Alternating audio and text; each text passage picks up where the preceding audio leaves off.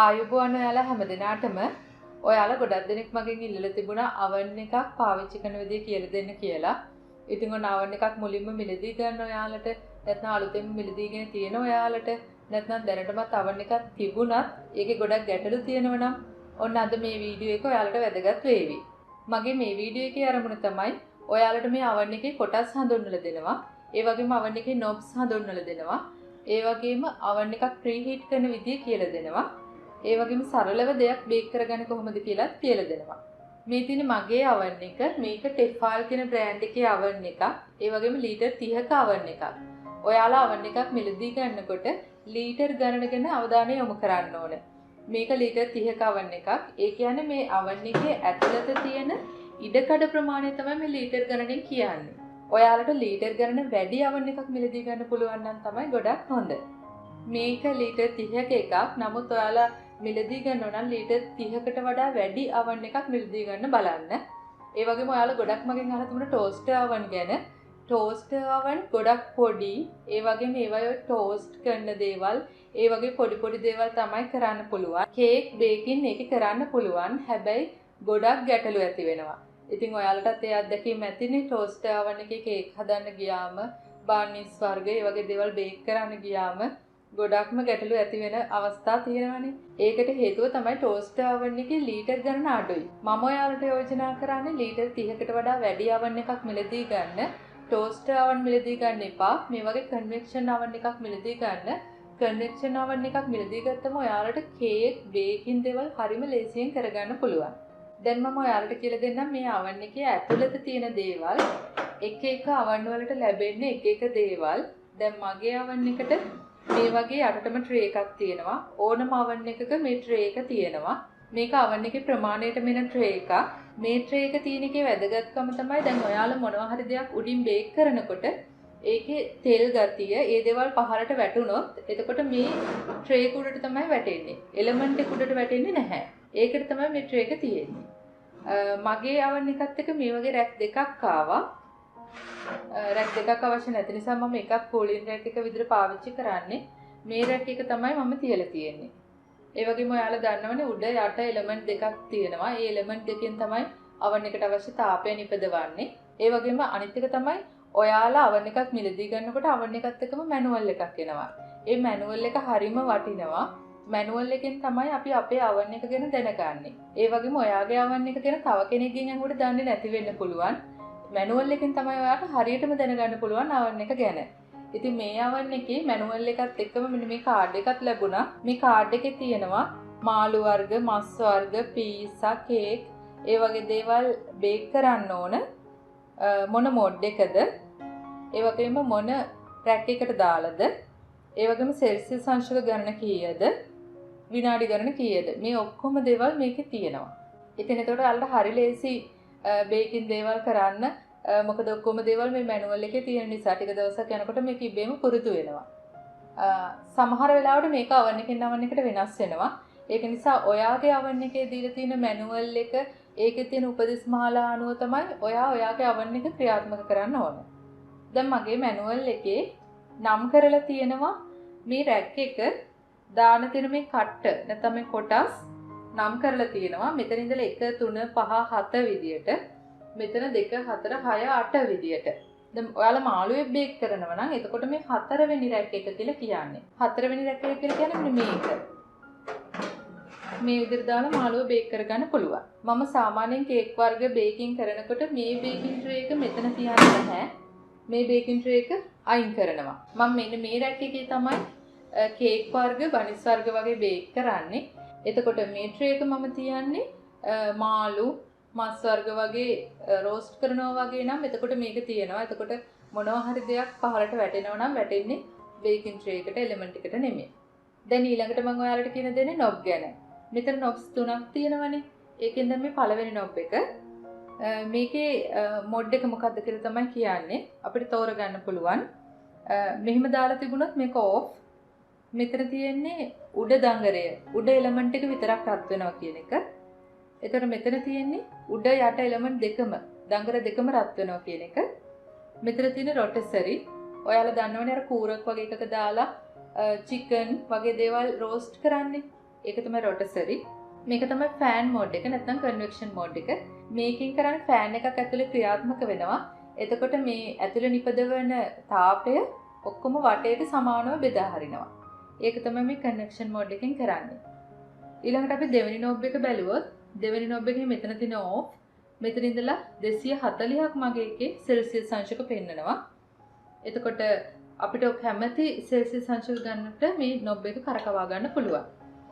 එතකොට මේ සෙල්සියස් අංශක 250ටත් සමහර අවන් තියෙනවා. මගේ අවන් එකේ තියෙන්නේ 240ක් දක්වා. අපි දැන් තුන්වෙනි knob එක බලමු. ඒකේ තියෙන කාලය time ඒකේ විනාඩි 120ක්. ඒ කියන්නේ පැය දෙකක් දක්වා මගේ අවන් එකේ තියෙනවා. ඒක අවන් එකෙන් අවන් එකට වෙනස් වෙනවා. සමහර අවන් වල පැය එකමාරයි තියෙන්නේ. ඒතර විනාඩි 15, 30, 45 ඒ වගේ විනාඩි 15න් 15ට මෙතන කාලය ලකුණු කරලා තියෙනවා. අපිට කැමති වෙලාවක් දාගන්න පුළුවන්. මෙතන තියෙනවා රතු පාට කොළ පාට බල්බ් දෙකක්. ඒකෙන් කියන්නේ දැන් අපි මොනවා හරි උෂ්ණත්වයක් තියුවට පස්සේ ඒ උෂ්ණත්වයට තවම ළඟා වෙලා නැත්නම් තවම අවන් එක රත් වෙමින් පවතිනවා නම් එතකොට මේ රතු පාට බල්බ් එක පත්තු වෙලාම තියෙනවා.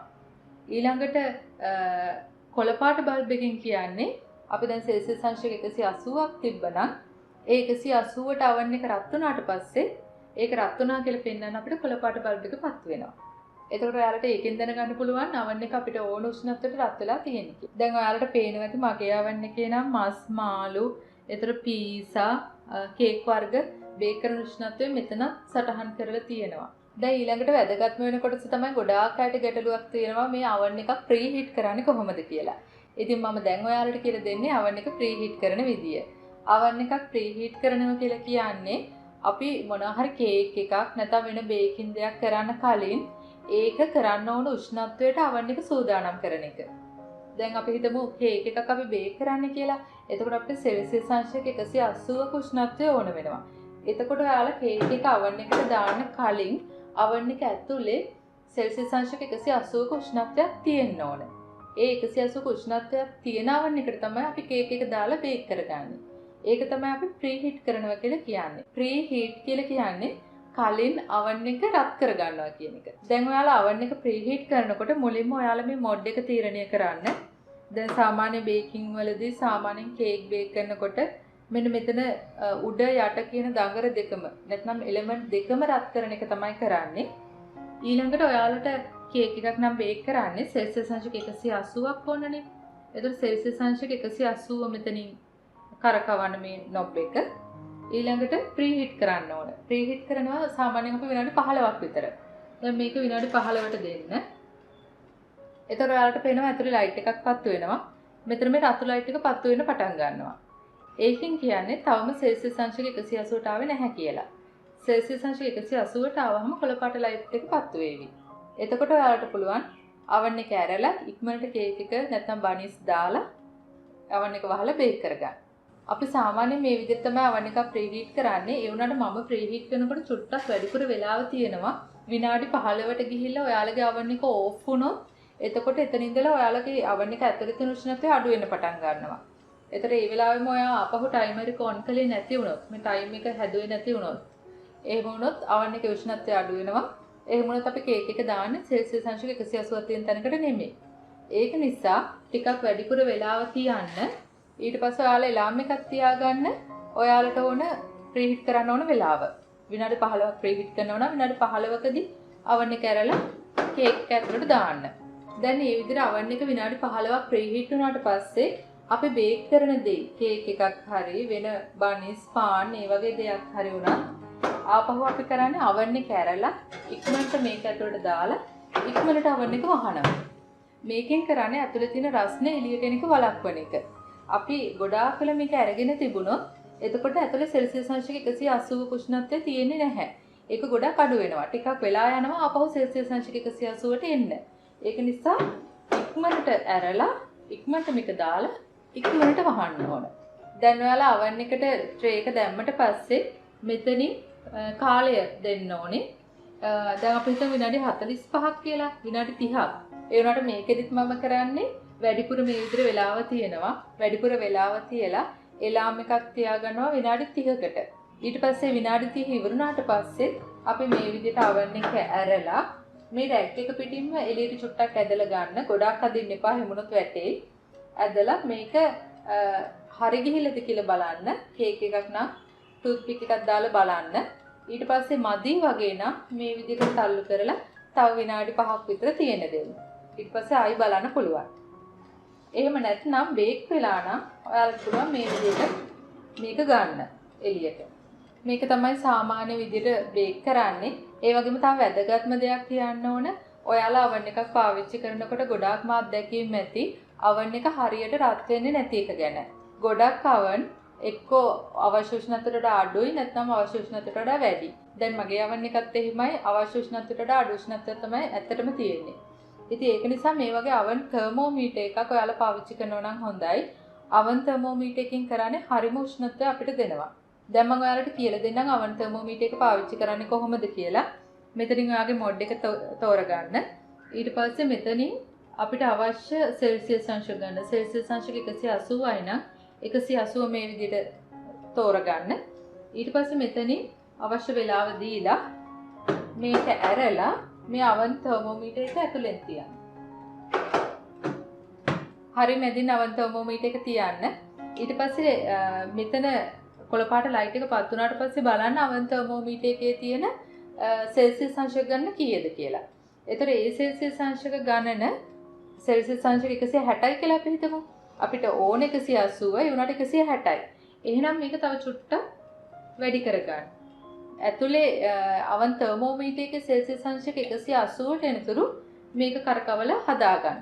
ඒ වගේම ඔයාලා ගොඩාක් උෂ්ණත්වය දීලා සෙල්සියස් අංශක 180 thermometer එකේ ආපු ගමම දාන්නත් එපා. සමහර විට 180ට වඩා thermometer එකේ උෂ්ණත්වය උඩ වැඩි වෙන්න පුළුවන්. ඒක නිසා ටිකක් වැඩිපුර වෙලා බලන්න thermometer එකේ උෂ්ණත්වය කීයද නතර වෙන්නේ කියලා. ඒ ඊට පස්සේ 180 නතර වෙන වෙලාවේදී ඔයාලා කේක් එක දාලා බේක් කරගන්න. දැන් oven thermometer එක ඔයාලා ආපහු ගන්න හදනකොට මේක හොඳටම රත් වෙලා තියෙන්නේ. ඒක නිසා මේ විදිහට අල්ලලා ගන්න. අරගෙන ආවට කැමති නම් මේක oven එක උඩින්ම තියාගන්නත් පුළුවන්. ඒ වගේම මේක පිරිසිදු කරන විදිය ගැනත් මම ඔයාලට කියන්න ඕනේ. මම මගේ oven එක පිරිසිදු කරනකොට මේ elements වැඩි අල්ලන්නේ නැහැ. යට මොනවා හරි වැටලා තියෙනවා නම් චුට්ටක් ඒක ටිෂු එකකින් පිස්ස දානවා විතරයි. වතුර ඒ දේවල් සම්බන්ධ කරන්නේ නැහැ. එතකොට ඔයාලට පුළුවන් මේක ගොඩක් කල් පාවිච්චි කරන්න. දැනටත් මගේ මේ oven එක මම අවුරුදු 3කට වැඩිය පාවිච්චි කරලා තියෙනවා. මම දැන් oven එක ඕෆ් කරලා ඉන්නා. දැන් මම oven එක ඕෆ් කළා. දැන් තව වැදගත් වෙන දෙයක් තමයි මෙතන මොඩ්ස් ගොඩක් තියෙනවනේ. ඒකෙන් මේ රොටසරි වගේ මොඩ් එකක් ඔයාලා පාවිච්චි කරන්න හරිම කලාතුරකින්. ඉතින් ඒ වගේ සමහරක් වෙලාවට කලාතුරකින් ඔයාලා මේක පාවිච්චි කරන්න හදනකොට ඒක ක්‍රියාත්මක වෙන්නේ නැති වෙන්න පුළුවන්. ඒ වගේ අත්දැකීම් ඔයාලට ඇතිනේ. ඉතින් මේකට හේතුව තමයි ඔයාලා ඒක නිතර ක්‍රියාත්මක කරන්නේ නැති එක. ඔයාලා මේ විදිහට ක්‍රියාත්මක කරවන්නේ නැති මොඩ් ක්‍රියාත්මක කරවන්න සති දෙකකට සැරයක්වත්. එතකොට තමයි අපිට ගොඩක් කල් ඔක්කොම ක්‍රියාකාරීත්වය එක්ක oven එක පාවිච්චි කරන්න පුළුවන් වෙන්නේ. මම හිතනවා මේ වීඩියෝ එකෙන් ඔයාලට oven ගැන දැනුමක් ලැබෙන්නේ නැති කියලා. ඒ වගේම මගේ පෞද්ගලික අදහස තමයි ටෝස්ටර් oven අපිට කේක් බේකින් දේවල් වලදී ලොකු දෙයක් කරගන්න අමාරුයි. නමුත් කන්වෙක්ෂන් oven එකක් ලීටර් 30කට වැඩි එකක් ඔයාලා පාවිච්චි කරනවා නම් ඔයාලට ගොඩාක් ප්‍රයෝජනවත් වේවි ඒක. ඉතින් ඔයාලට තවදුරටත් මේ සම්බන්ධයෙන් ගැටලු තියෙනවා නම් පහලින් කමෙන්ට් එකක් දාන්න. මම ඉඩ ලැබෙන විදිහට පිළිතුරු දෙනවනේ. අපි ආයෙත් මේ වගේම වීඩියෝ එකකින් හමු වෙමු. එතකන් ඔයාලට සුබ දවසක්. ස්තුතියි.